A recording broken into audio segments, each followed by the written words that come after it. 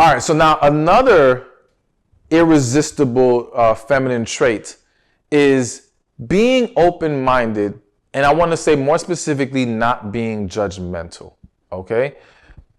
I think this is another unspoken or not spoken about enough issue that I've seen in a lot of situations, a lot of relationships, where one, let's start with being open-minded.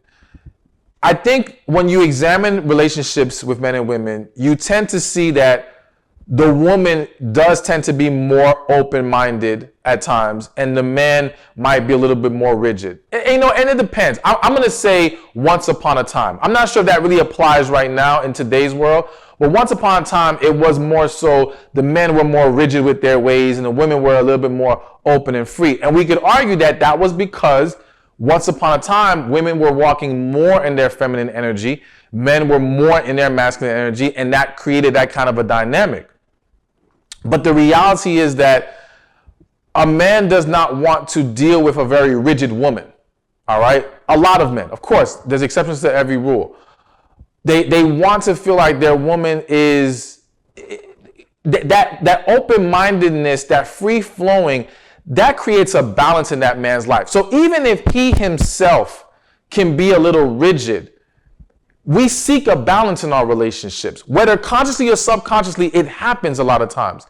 And we want that person that can kind of pull us out of our shell, so to speak, or again, bring just a balance to the relationship. So men want to feel that she's a little more open-minded, but to go deeper, and I'm going to just keep it real with y'all, a lot of times that open-mindedness is desired in the area of sexual relations. Let's just keep it real, all right? And I think that if I had to say where I've heard men complain about a woman's rigidness the most, it would be in the bedroom, all right? Now listen, everyone has their line to draw, and I'm not here to tell you how far to go past the line, okay? You got to find what you're comfortable with, what you're happy with, and this is why I'm a firm believer in we have to talk about these things before we get deep into a relationship, before we get married, even before we ever have sex with each other. I think we need to have discussions about our views on sexuality and what our desires are, so we can see if we're on the same page and truly capable of fulfilling each other in that manner. But keep in mind that I think I do understand that when a woman feels comfortable and safe in the relationship, it's easier for her to open up, whether it be sexually, whether it be in various other ways. So I understand the role that the man plays in this dynamic, but I do think that as a woman, you got to own that energy. You got to come into it. And again, wherever your line is, draw it, but you got to come in with that, not putting it on him to get you to that more open-minded place, but being more open-minded, but having your standards of what you expect in return. What needs to be reciprocated for you to continue to pour into him in that manner. When you are able to show an open-mindedness, that again, I think creates a better energy and environment in the relationship.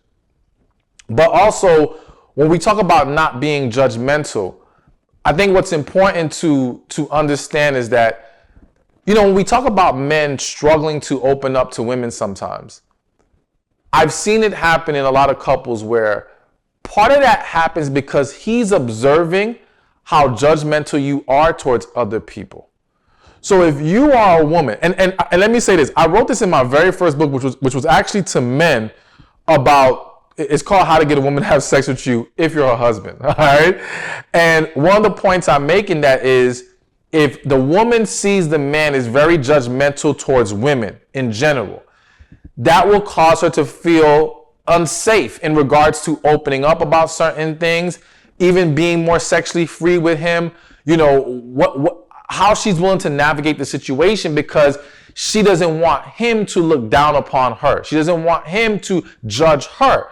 So she kind of stays in that shell, but of course it has its ramifications. Well, the reality is that happens on the other side as well, where if he sees you are very judgmental of people in general and very judgmental of other women and all these things, Well, it doesn't make him feel safe that he can come to you about certain things, because if he feels like you're going to basically turn that wrath on him, so to speak.